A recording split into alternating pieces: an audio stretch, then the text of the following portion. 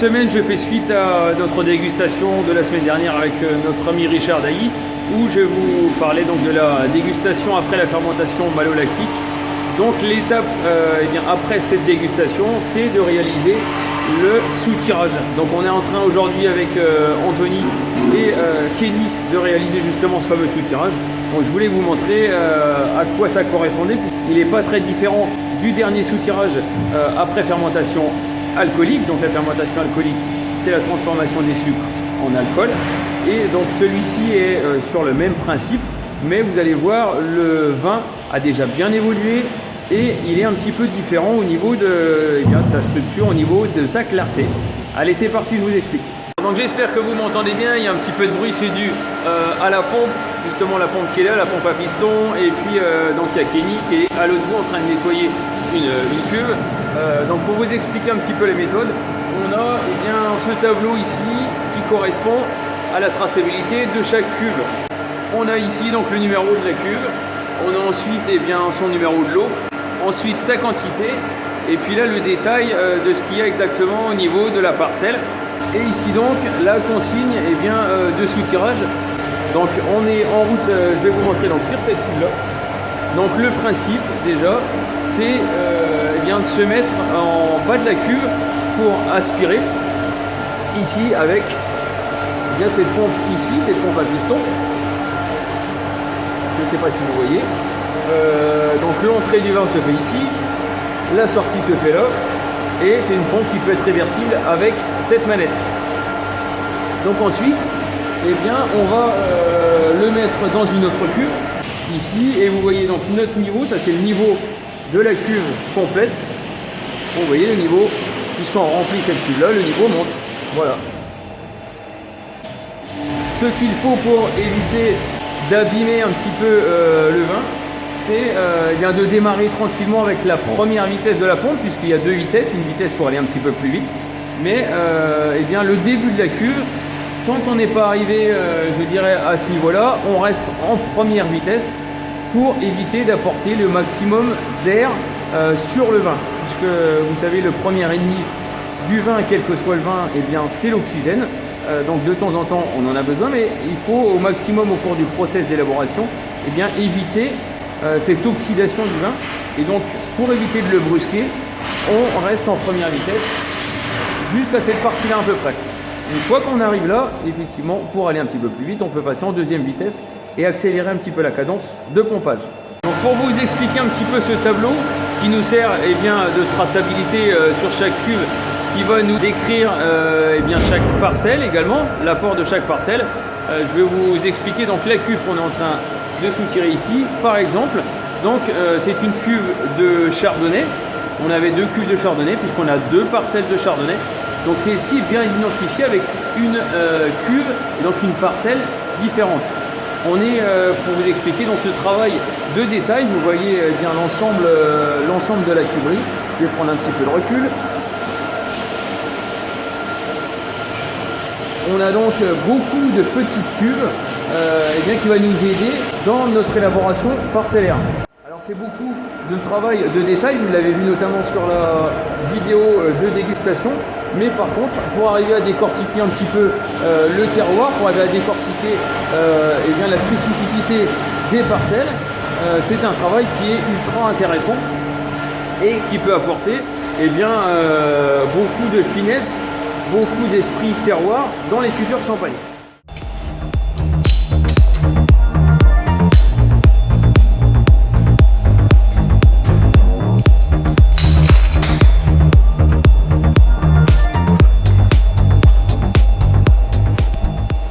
Alors pour vous expliquer la différence de clarté et la différence d'avancement du process d'élaboration, je vais prendre un échantillon juste sur cette cuve ici. Donc là par contre c'est une cuve de Pinot Meunier.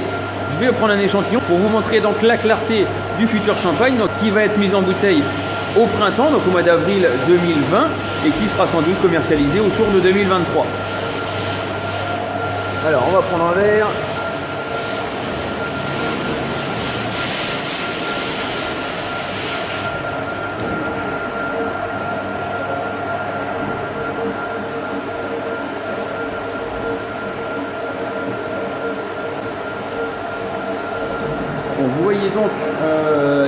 clarté, qui est nettement bien différent du dernier sous-tirage. Je vais me reculer un peu, ça fait un peu de bruit avec le Karcher.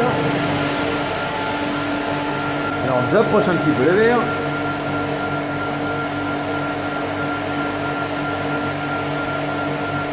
Voilà, donc là ça veut dire que le process est déjà bien avancé. On va ensuite laisser encore un petit peu de temps pour que le vin se repose encore un petit peu.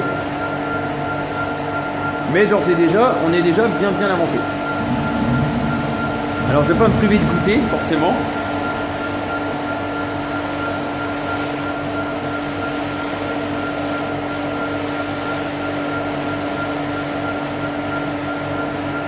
Alors on commence à sentir vraiment les arômes de fruits. Là, on est sur un pinot meunier, donc avec une expression sur le fruit, sur le croquant du fruit.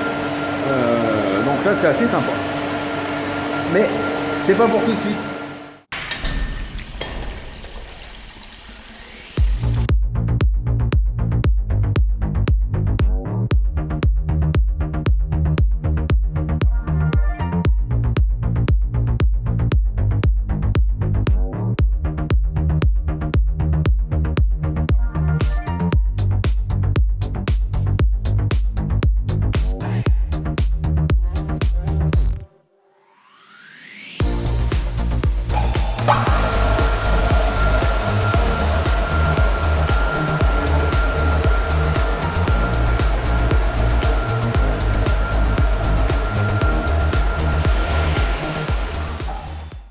Alors là, on arrive dans le fond de la cuve. Ici, on est sur une cuve de chardonnay. Donc chardonnay, c'est le raisin blanc qu'on a dans notre région Champagne.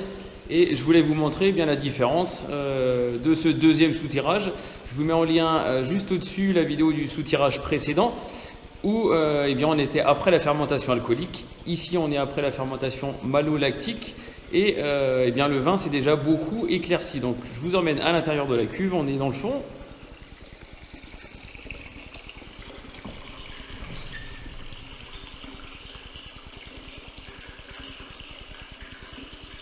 Voilà, donc on va rentrer et faire un petit tour dans le fond de la cuve. On a pris bien tout ce qu'on avait pu. Et donc là, on va commencer le nettoyage. Allez, on rentre à l'intérieur.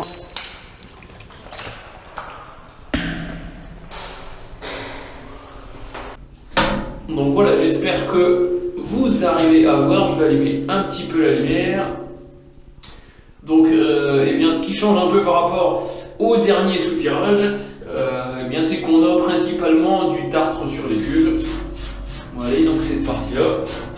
Donc c'est ce qu'il va falloir retirer pour rendre la cuve bien propre. Et puis dans le fond de la cuve, je vous disais, donc on a un tout petit peu eh bien de lis, ce qu'on appelle les lis. Et ça, eh bien, on va le retirer également pour bien nettoyer. Et ensuite, on le mettra dans un conteneur à part. Et ça finira eh bien, à destination de la distillation. Donc là, vous voyez eh bien Kenny qui s'est habillé en homme grenouille. Il va pas tarder à rentrer dans la cuve. Il faut vraiment s'habiller de cette façon-là parce que le jet d'eau, le Karcher, l'eau chaude, la vapeur, eh bien, ça va forcément rentrer à l'intérieur des habits et il faut mieux s'habiller de cette façon.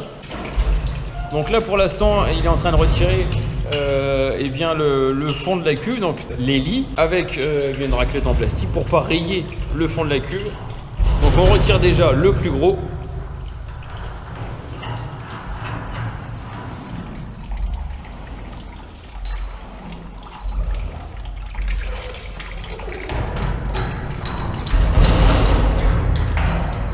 Et après, il va pouvoir rentrer dedans.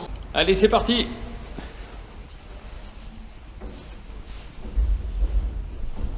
Vous voyez qu'il est assez agile.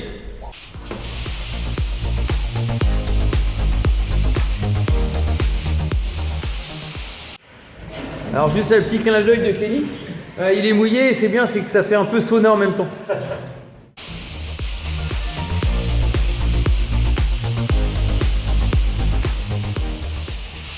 Voilà, la cuve est terminée. On va le voir ressortir de la cuve.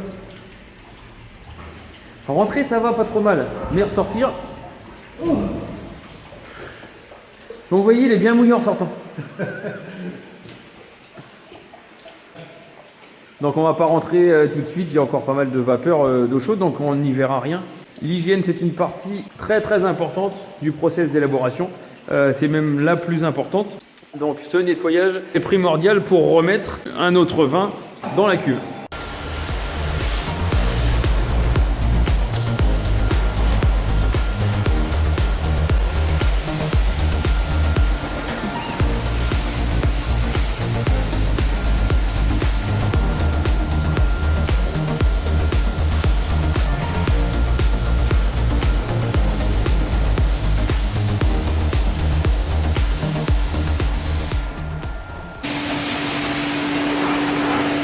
Vous voyez, donc le tartre a du mal à s'enlever.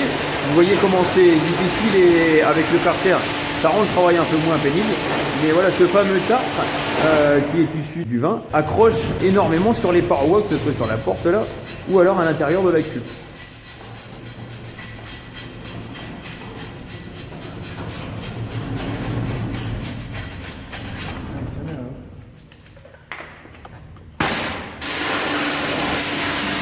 Voilà, donc dernière étape, il y a la porte à nettoyer, il y a ensuite bien ce niveau-là, tous les petits robinets, les vannes qu'il y a donc en bas et puis au milieu. Et ensuite la cuve sera bien propre. Alors pour vous montrer eh bien, les deux résidus de cette fermentation malolactique, eh bien, donc on en a une première ici, donc c'est ce qu'on appelle les lits. Donc voilà, c'est assez, on met un petit peu le seau, c'est assez liquide. Et puis ici donc le tartre, voilà, sous forme de cristaux un peu. Voilà, je vous le montre là. Voilà, donc ces deux choses, eh bien, alors vont pas être mis à l'égout tout simplement, vont être mis séparément pour eh bien, refaire de la valorisation derrière, donc de la distillation pour les lits et également dans un organisme spécialisé ici pour les traiter à part. Petit aparté également pour tous nos eaux de lavage de cuve, sur tout le bâtiment. Ici, on a un point de collecte qui est juste derrière le bâtiment, avec une cuve qui réceptionne donc tous les eaux de lavage, que ce soit même à la vendange et au cours de tout le process d'élaboration des vins. Et cette cuve eh bien, collecte tous les effluents et refermente un petit peu à l'intérieur et détruit en fait et désagrège par l'intermédiaire de bactéries, un peu comme une fosse septique. Désagrège toutes les mauvaises particules et une fois eh bien, que cette fermentation est terminée, ensuite eh bien, on les pend avec un cahier des charges précis sur certaines terres agricoles. Donc voilà pour cette vidéo, je vais laisser donc Anthony et puis Kenny terminer ces quelques cuves. J'espère que cette vidéo vous a plu et vous en ayez appris un petit peu plus sur le process d'élaboration du champagne.